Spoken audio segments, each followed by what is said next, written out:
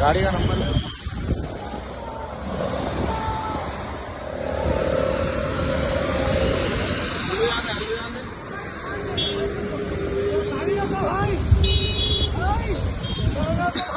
ఆపుకోనా ఏమైంది ఆపు ఇప్పుడు కొట్టారు నువ్వు ఆపు ఏముంది మాట్లాడు ఎందుకు పోతున్నావు నువ్వు తప్పు చేస్తే అట్లా వెళ్తున్నావు నువ్వు తప్పు చేసినావా చేయలే నువ్వు తప్పు చేసినావా చేయలే అంత డ్యామేజ్ చేసుకుంటున్నావు నువ్వు నీదే లాస్ అవుతుంది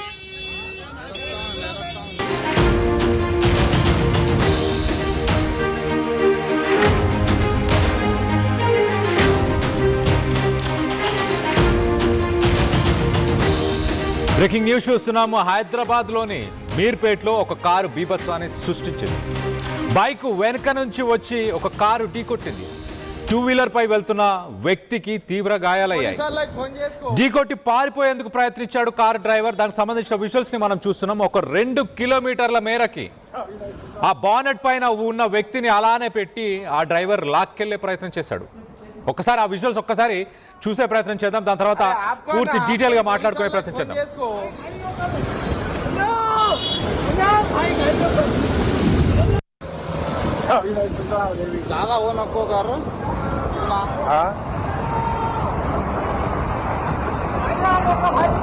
అరే ఆపుకొని పోలీసు వాళ్ళకి ఫోన్ చేసుకో.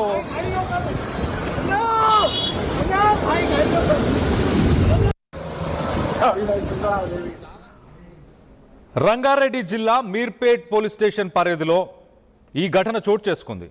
ఎస్కే జిలానీ, ఫైజల్ జిలానీ, ఎస్కే జిలానీ తండ్రి, ఫైజల్ జిలానీ కొడుకు, వీరిద్దరు బైక్ మీద వెళ్తున్న సమయంలో ఆ వీడియోలో కనిపిస్తున్న ఎట్టిగా కారు ట్రాఫిక్లో వెనక నుంచి వచ్చి వారి బైక్ని ఢీకొంది. దాని తర్వాత ఫైజల్ జిలానీ, ఎస్కే జిలానీ ఆ కారులో ఉన్న డ్రైవర్తో కొంత వాగ్వాదానికి దిగారు. అది కాస్త తీవ్ర రూపం దాల్చింది. కాసేపటి తర్వాత ఫైజల్ జిలానీ ఆ కారుకి అడ్డంగా నిలబడి ఆ డ్రైవర్తో మాట్లాడే ప్రయత్నం చేశాడు. కానీ డ్రైవర్ ఏమాత్రం ఆలోచించకుండా ఒక్క క్షణం కూడా ఎలాంటి ఎఫెక్ట్స్ ఉండబోతున్నాయి, ఈ పని చేస్తే ఏం జరగబోతుంది, ఎవరైనా ప్రాణాలు కోల్పోయే అవకాశం ఉందా, తీవ్రంగా గాయపడే అవకాశం ఉందా అన్న ఆలోచన కూడా లేకుండా ఆ ఫైజల్ జిలానీని అలానే ఆ కారు బానెట్ పైననే ఒక 2 కిలోమీటర్ల పాటు లాక్కెళ్ళడం జరిగింది. ప్రస్తుతానికి ఫైజల్ జిలానీ ఒక స్ట్రెచ్చర్ పైన చికిత్స పొందుతున్నాడు. అతని ఎక్స్రే రిపోర్ట్ల ప్రకారం తీవ్రమైన గాయాలైనట్టు తెలుస్తుంది. కారును ఆపడం బదులు డ్రైవర్ అక్కడి నుంచి పారిపోవడానికి ప్రయత్నించాడు. ఆ వీడియోకి సంబంధించిన వీడియోలో కూడా ఒక ఆడియోని విన్నాం మనం చాలా క్లియర్గా. భయ్యా మీరు కారు ఆపండి, మీకు ఇబ్బంది ఉంటే పోలీసులకు ఫోన్ చేసుకోండి అని ప్రయాణికులు ఆ రోడ్డు పైన వెళ్తున్న వ్యక్తులు ఆ డ్రైవర్కి చెప్పే ప్రయత్నం చేశారు. అయినా కూడా డ్రైవర్ ఏమాత్రం వినలేదు. అంటే కోపంని, రోడ్ రేజ్ అనేది ఎంత ఉగ్ర రూపం దాల్చే అవకాశం ఉందో దానికి ఒక ఎగ్జాంపుల్ అనుకోవాలా. ఒకసారి ఏం మాట్లాడారు ఒక్కసారి వినండి. తోటి ఆ రోడ్డు పైన వెళ్ళే ప్రయాణికులు ఆ డ్రైవర్కి ఏం చెప్పే ప్రయత్నం చేశారు ఒక్కసారి విందాం.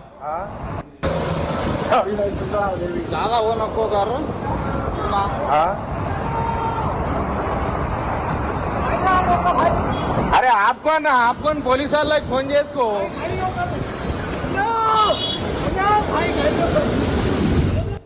ఫైజల్ జిలానీ ఆ బానెట్ పైన ఉండి అరుస్తున్నాడు, అన్నా ఎవరైనా హెల్ప్ చేయండి, ఆపండి అంటూ.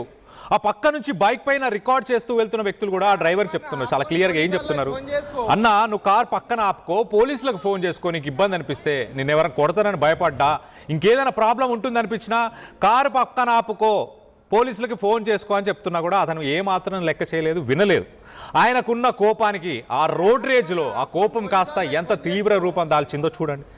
2 కిలోమీటర్ల పాటు ఫైజల్ జిలానీని అస్సలు ఆ కార్ని ఏమాత్రం ఆపకుండా వేగంతో ముందుకు తీసుకెళ్ళిపోయాడు. బానెట్ పై వెళ్తున్న ఫైజల్ తన ప్రాణం కోసం పోరాడాడు. ప్రతి క్షణం ఏం జరుగుతుంది, చనిపోబోతున్నా అని ఫైజల్ జిలానీ బాధపడ్డాడు, భయపడ్డాడు. ఈ ఘటన మొత్తం కొంతమంది తమ ఫోన్లో రికార్డ్ చేయడం వల్ల ఈ ఘటనకు సంబంధించిన విషయం ఈ వెలుగులోకి వచ్చాయి. సో మొత్తం మీద చివరికి ఈ భయానకమైన ఘటనకి ముగింపు పలికింది.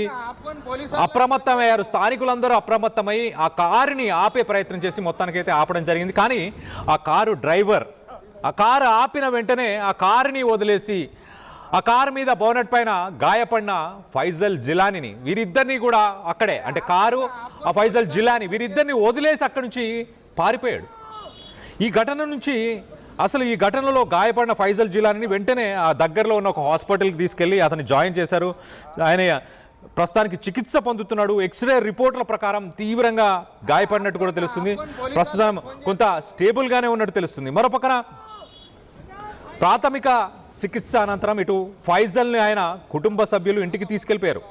కానీ ఈ దృశ్యాలు ఈ ఘటన తర్వాత పరిస్థితిని చాలా క్లియర్గా చూపిస్తున్నాయి. భయంతో కూడా ఆ కుటుంబం ఒక్కసారి షేక్ అయిపోయింది. అంటే ప్రాణాలు పోయినాయి అనుకొని మళ్ళీ ఒకసారి తన ప్రాణాలు వచ్చినట్టు తన తండ్రి తాను బైక్ మీద వెళ్తున్న సమయంలో కారు వచ్చి గుద్దింది. అతన్ని ఆపి మాట్లాడే ప్రయత్నం చేస్తే ఇలా లాక్కెళ్తే అసలు ఒక్కసారి ఆలోచించండి. స్లిప్ అయితే డైరెక్ట్గా కారు కిందికి వెళ్ళిపోవడమే. ఆ టైర్ కిందికి వెళ్ళిపోయే అవకాశం ఉంటుంది.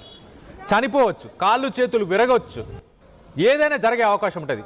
కింద పడిపోయినా వెనక నుంచి వచ్చే ఇంకేదైనా వెహికల్ ఉన్నా దానివల్ల కూడా చనిపోయే అవకాశం ఉంటుంది.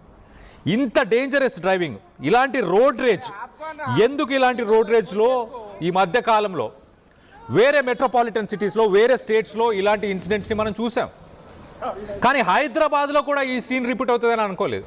హైదరాబాద్లో కూడా ఈ సీన్ రిపీట్ అవుతుంది. రోడ్ రేజ్ మరీ ముఖ్యంగా వాళ్ళు భయంతో చేస్తున్నారా, కోపంతో చేస్తున్నారా, పర్సనల్గా ఉన్న ఫ్రస్ట్రేషన్సా, మెటీరియలిస్టిక్ లైఫ్స్ వల్ల ఇలా బిహేవ్ చేస్తున్నారా? ఎదుటి వాళ్ళ ప్రాణాలు పోతాయని కూడా ఆలోచించట్లేదు.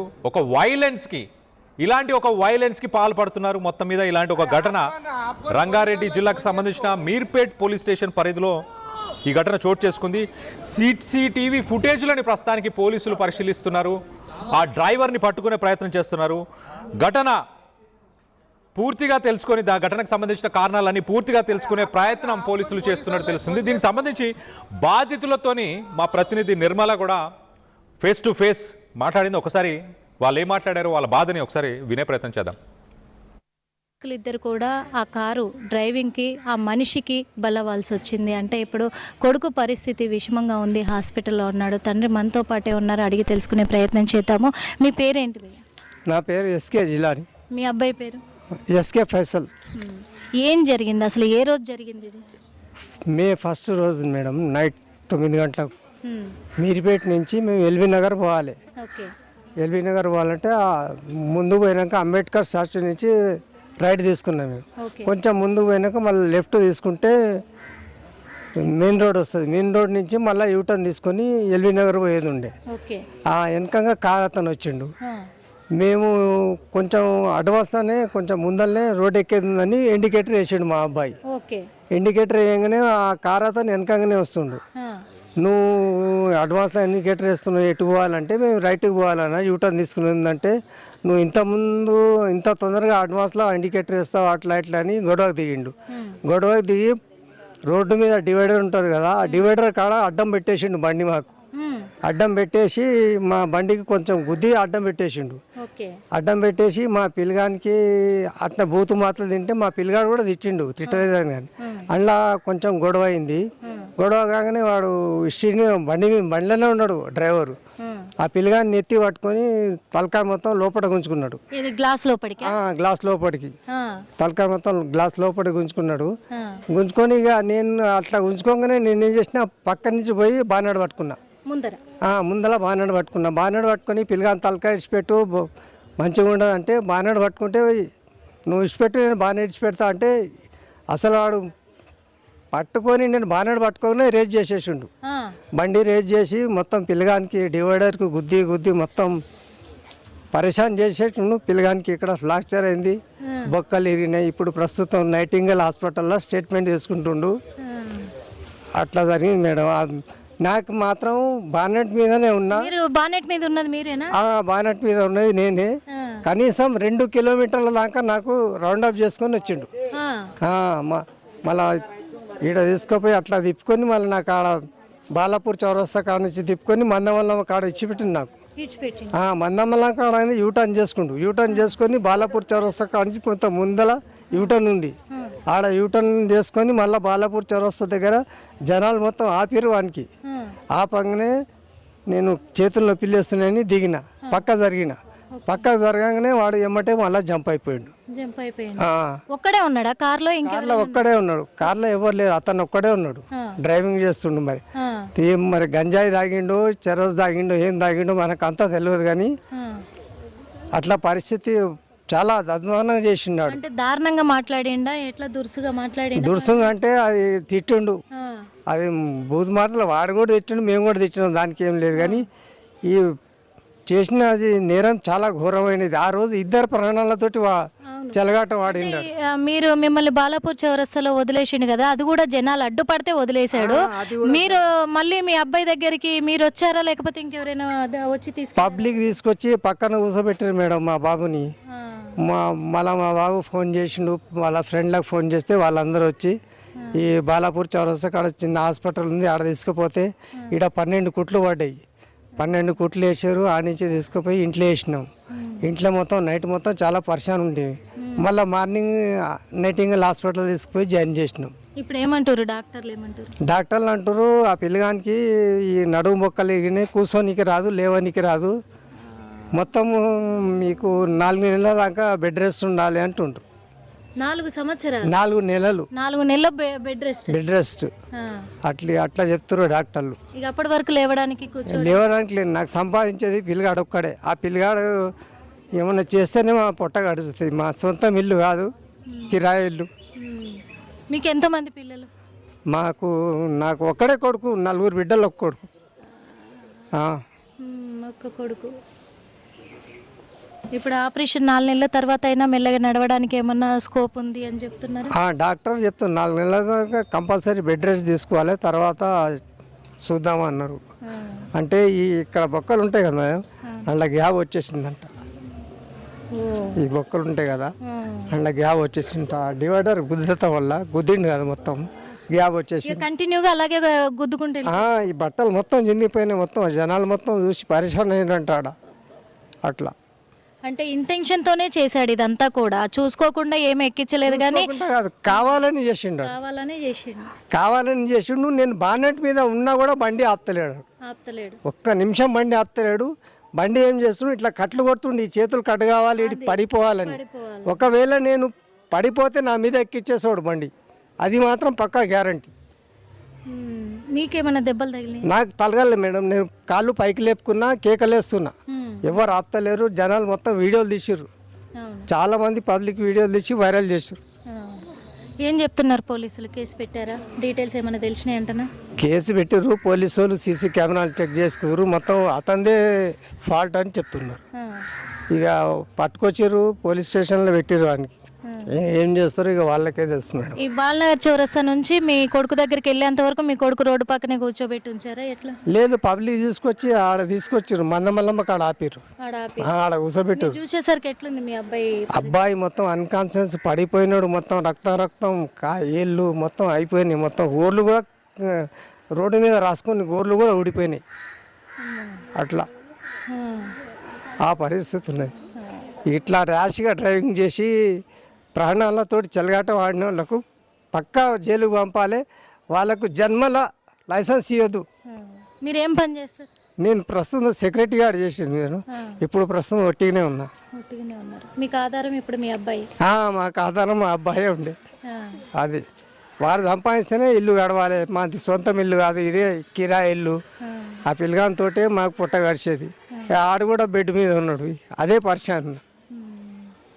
ఇప్పుడు పోలీసులని ఏం కోరుతున్నారు? ఏం చెప్పారు పోలీసు వాళ్ళు? ఏం చెప్తున్నారు, వాడిని తీసుకొచ్చి రిమాండ్ చేస్తామని అంటారు. తీసుకొచ్చి రిమాండ్ చేస్తారు, ఖచ్చితంగా పట్టుకొస్తారు. ఎట్లా పట్టుకొచ్చారు, కానీ కారు తీసుకురాలే వానికి. వాడిని పట్టుకుని వారు కారు తీసుకొచ్చి సీజ్ చేయాలి. వాడిని బండి తీసుకొచ్చి సీజ్ చేస్తే మంచిగా ఉంటుంది. అప్పుడు ఇప్పుడైతే అరెస్ట్ చేశారు, మొత్తం అరెస్ట్ చేశారు. ఉన్నాడు, లోపలనే ఉన్నాడు.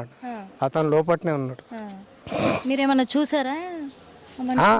వచ్చిండు మేడం, చూసిరు కానీ మీరు మాట్లాడాలి. మాట్లాడాలి. ఓకే. చూసాం కదా, ఎందుకంటే ఇదంతా కూడా తను ఇంటెన్షన్తోనే చేసినట్టుగా కూడా తెలుస్తూ ఉంది. ఇది హిట్ అండ్ రన్ కేసు కాదు. ఎందుకంటే వీళ్ళు రైట్ సైడ్ తిరగాలి అని చెప్పేసి ముందుగానే చాలా దూరం నుంచే ఇండికేటర్ వేసుకున్నప్పటికీ చాలా దూరం నుంచి నువ్వు ఎందుకు వేసావు ఇండికేటర్ అని చెప్పేసి మధ్యలో ఆపి గొడవకు దిగడం కూడా జరిగింది. ఆ వ్యక్తి పేరు ఏమన్నా మీకు ఐడియా ఉందా సార్? లేదు మేడం, ఆయన గుర్తుపట్టమే రోడ్డు మీద అయితే ఖచ్చితంగా కూడా అతను కావాల్సిగానే గొడవ పడి డివైడర్కి అడ్డంగా ఆపి ఆ తర్వాత తన కొడుకుని గ్లాసు లోపలికి కూడా జుట్టుబట్టి లాగి మరి దారుణంగా హింసతోటి తనని లాక్కెళ్ళి డివైడర్కి గుద్ది, అంటే దారుణాతి దారుణం అనే చెప్పుకోవాలి. ఇదంతా కూడా గంజాయి మత్తులో చేసినాడనేదే అర్థమవుతుంది. ఎందుకంటే అటువంటి మత్తు పదార్థాలు తీసుకోకుండా నార్మల్గా ఉన్న వ్యక్తి అయితే ఇలా గొడవకు దిగరు. ఇటు తండ్రి బ్యానెట్ పట్టుకొని కొడుకును కాపాడుకోవాలని చెప్పేసి దాదాపు 2 కిలోమీటర్ల దూరం వరకు కూడా బ్యానెట్ పైనే ఉండి తనని రక్షించుకోవడానికి ప్రయత్నించిన తండ్రిని కూడా దారుణంగా రోడ్డు మీద కారెక్కించాలని ట్రై చేశాడు ఈ దుర్మార్గుడు అని కూడా చెప్పుకోవచ్చు. ఇప్పుడు పోలీసులు ప్రస్తుతం మీర్పేట పోలీసులు అతన్ని అదుపులోకి తీసుకున్నారు. కారు ఇంకా ఇక్కడికి తీసుకురాలేదు. మరి ఫర్దర్గా తన మీద ఎలాంటి చర్యలు చేపట్టబోతున్నారు? ఎందుకంటే సీసీ ఫుటేజ్ చూస్తున్నాము.